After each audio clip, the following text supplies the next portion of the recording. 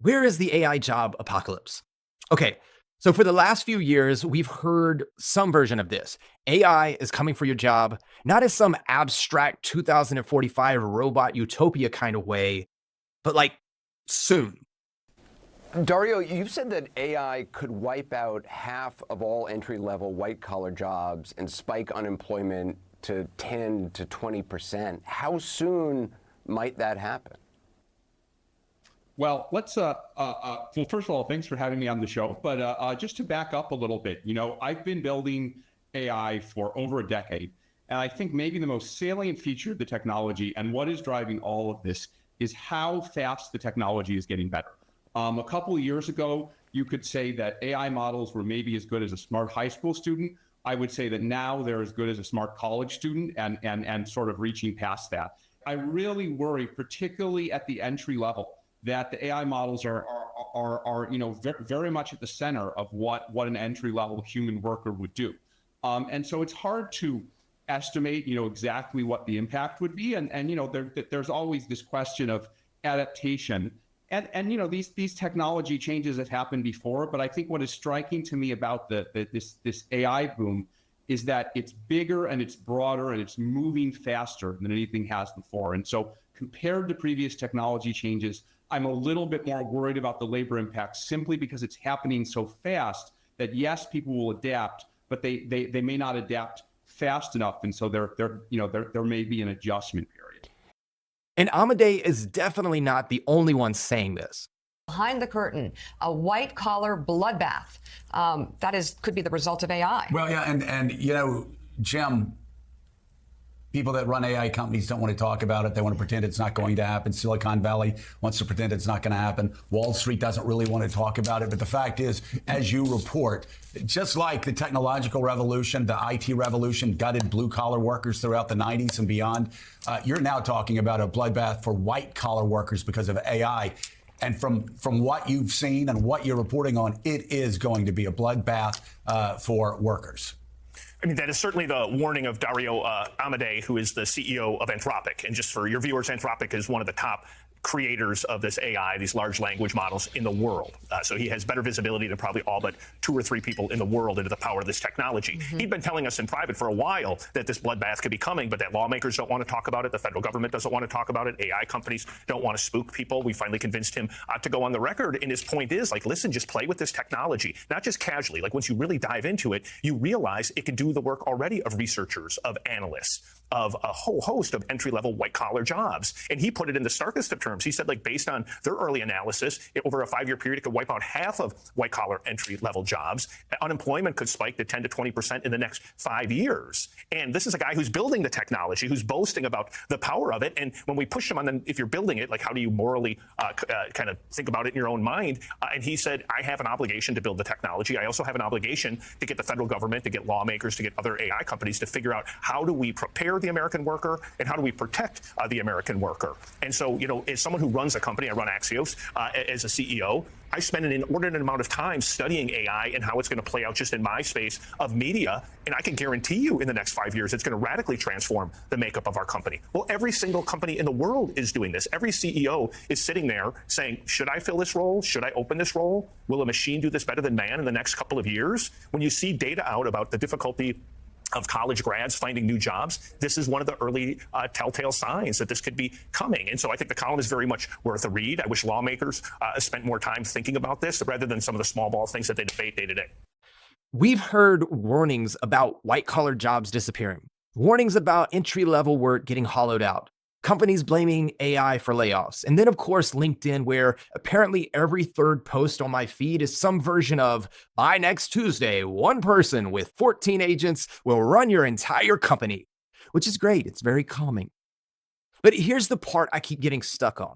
If AI is supposed to be wiping out jobs, where is it? Because this week, The Guardian basically asked that exact question. AI was supposed to destroy jobs, but where's the carnage? And when you start looking at the actual labor market data, it gets weird because AI is obviously changing work. I don't think anyone serious is arguing that it isn't. But the giant unemployment wave we've been told to expect, we're not really seeing it, at least not yet. And I think that's because we've been looking for the wrong thing. Maybe the first big impact AI has on work isn't that your job is disappearing.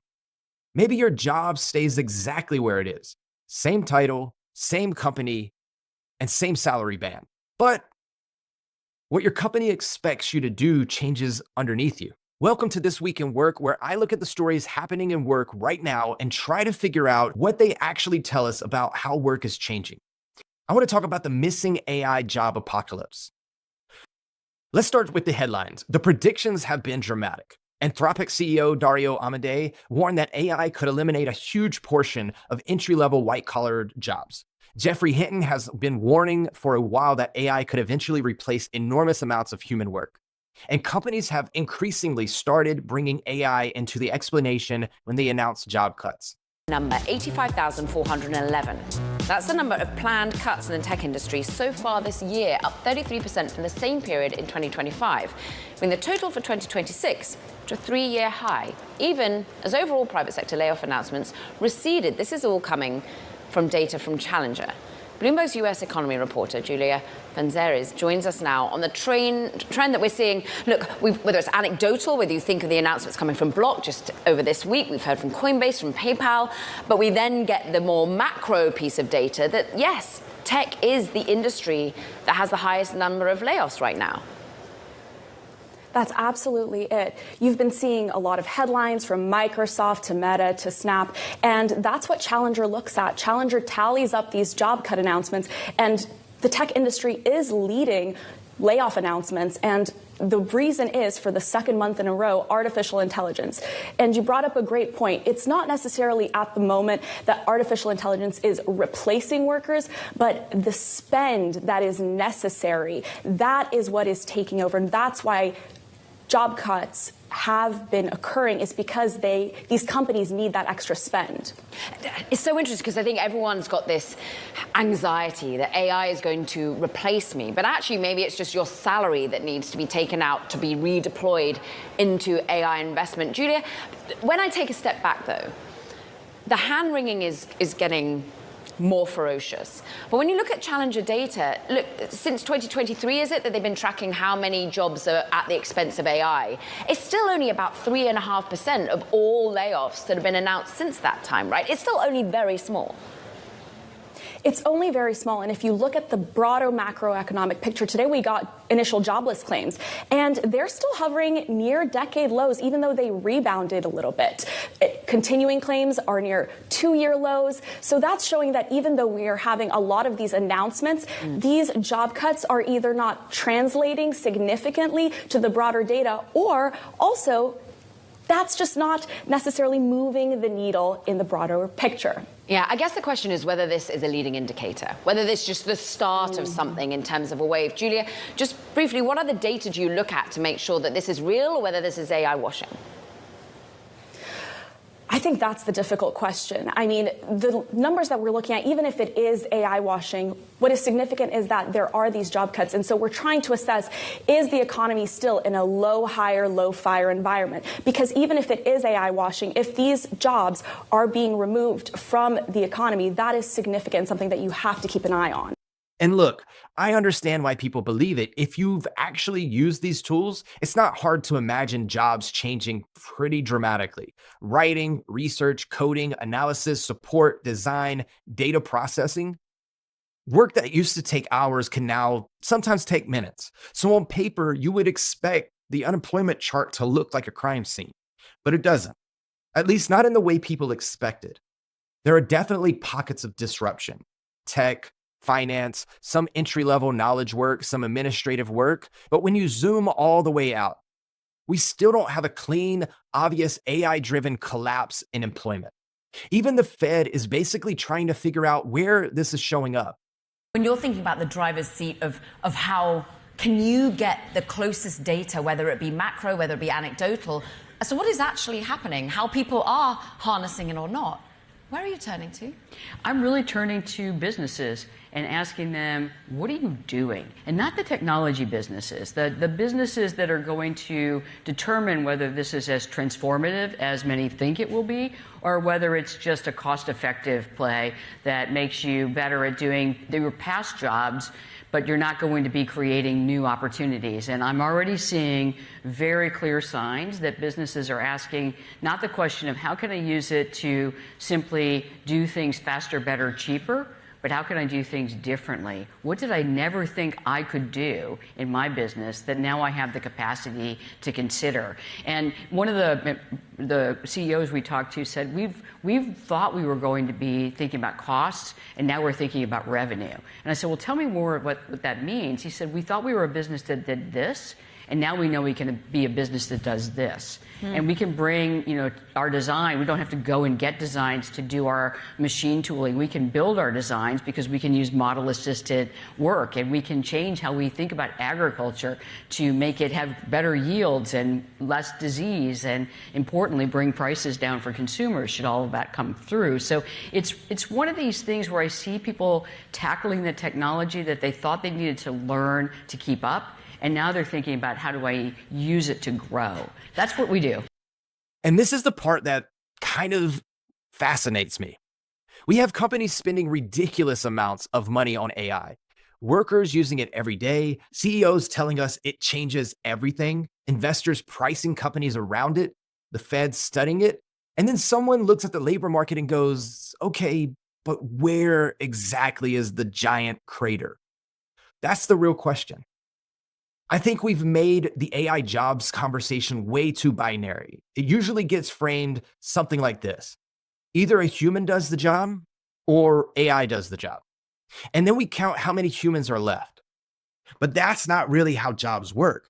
A job is a bundle of things. You research something, you write something, you analyze something, you sit in meetings you didn't need to be in. Nobody's been there, right? You make decisions, you coordinate people. You review work, you take responsibility when something breaks. AI doesn't have to do all of that to change the job. It just has to take enough pieces out of it that the economics start to change. And that, I think, is where the story gets much more interesting. BCG's published research estimating that over the next few years, more than half of US jobs could be reshaped by AI. Not eliminated, reshaped. That distinction is doing a lot of work here because you can technically keep your job and still have your job change a lot. Take marketing, for example. You used to research the market, write the first draft, build variations, summarize feedback, analyze the results. Now AI can help with several of those steps, if not all. Does the company immediately fire the marketer? Maybe. But another possibility is the company says, oh, great. So you can do twice as much now. And I think we should probably talk about that possibility a little more. Same with engineering. If AI helps engineers write code faster, that could mean fewer engineers, or software gets cheaper to build, so companies build more of it. Same thing with analysts. Maybe AI takes the first pass at the work. The analyst is still there, but suddenly the first pass isn't valuable anymore. Judgment is. And that changes the job, even if the job title never changes. This is where I think the simplistic AI replaces workers story starts breaking down. Because productivity doesn't always mean fewer people. Sometimes it means more output. Think of it this way. If McDonald's invented a machine to let one employee make 10,000 burgers an hour, there's still a pretty obvious ceiling. Eventually, people are going to say, no, I'm good at hamburger number 7. But in software, in research, in marketing, there are companies with years of work they'd love to do if it were cheaper and faster.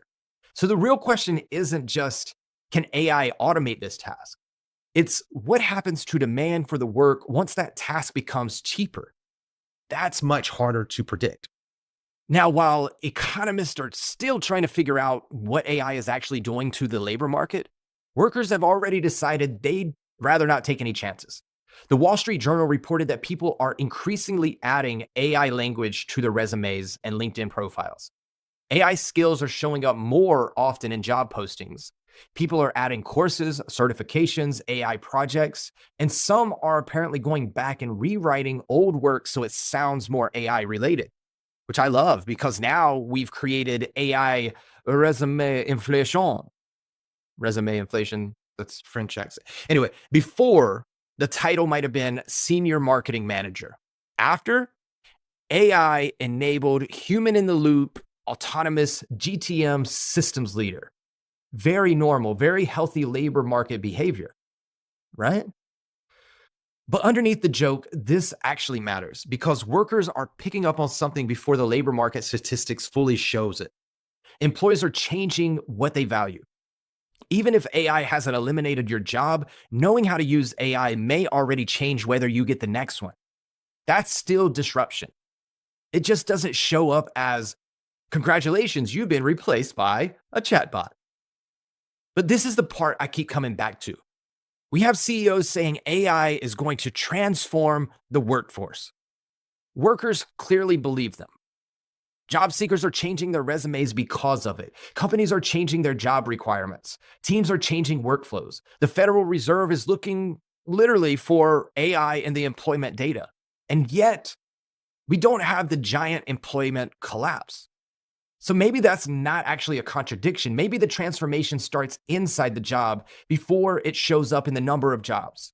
And I think employees are probably going to feel that change long before economists can clearly measure it. Because nobody experiences this as a chart.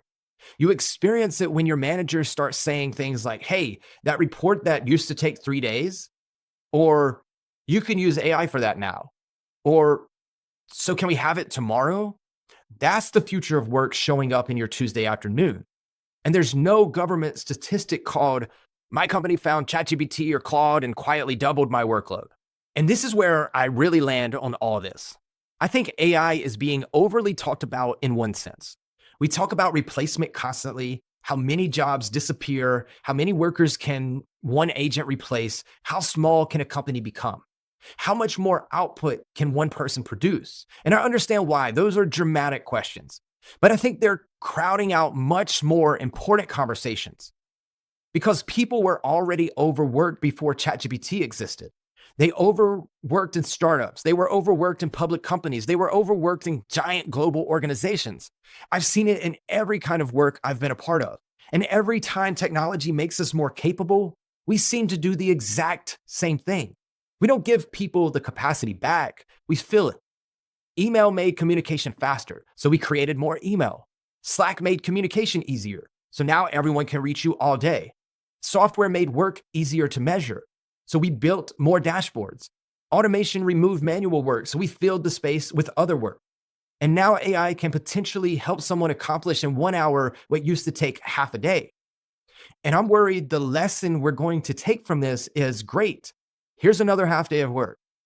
That's the part I think we keep getting wrong because I'm actually pretty optimistic about what this technology can mean for work.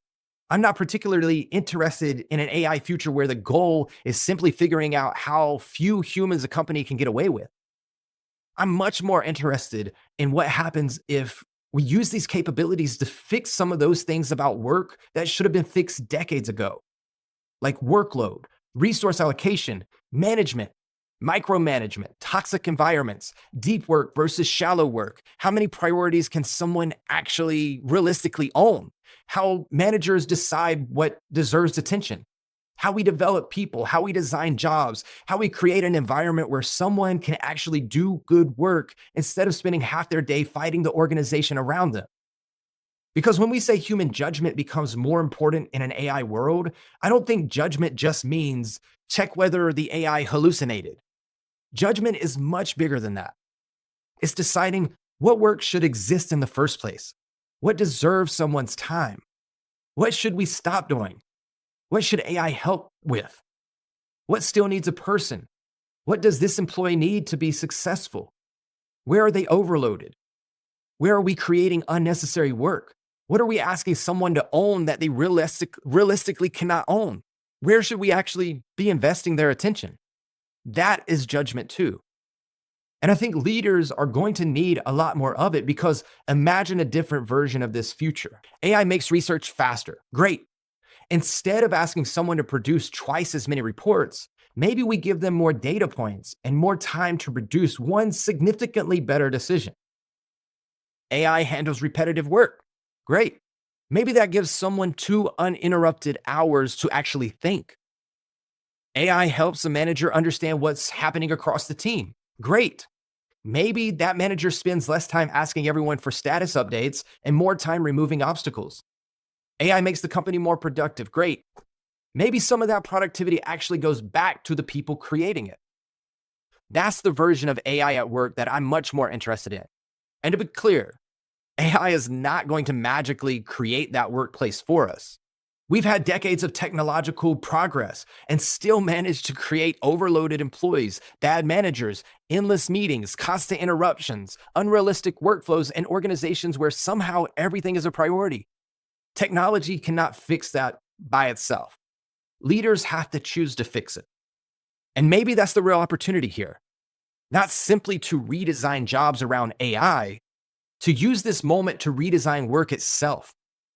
So, where is the AI job apocalypse? Maybe it still comes for some categories of work. There are already people losing jobs. Some roles are clearly more exposed than others. And I definitely wouldn't look at today's numbers and say, never mind, everybody relax. That would be just as silly as saying every job disappears next year. We'd gotten to the autonomous weapons part of the risk framework. Right. So the next one is joblessness. Yeah. In the past, new technologies have come in which didn't lead to joblessness. New jobs were created. So the classic example people use is automatic teller machines. When automatic teller machines came in, a lot of bank tellers didn't lose their jobs. They just got to do more interesting things. But here, I think this is more like when they got machines in the Industrial Revolution, and you can't have a job digging ditches now because a machine can dig ditches much better than you can.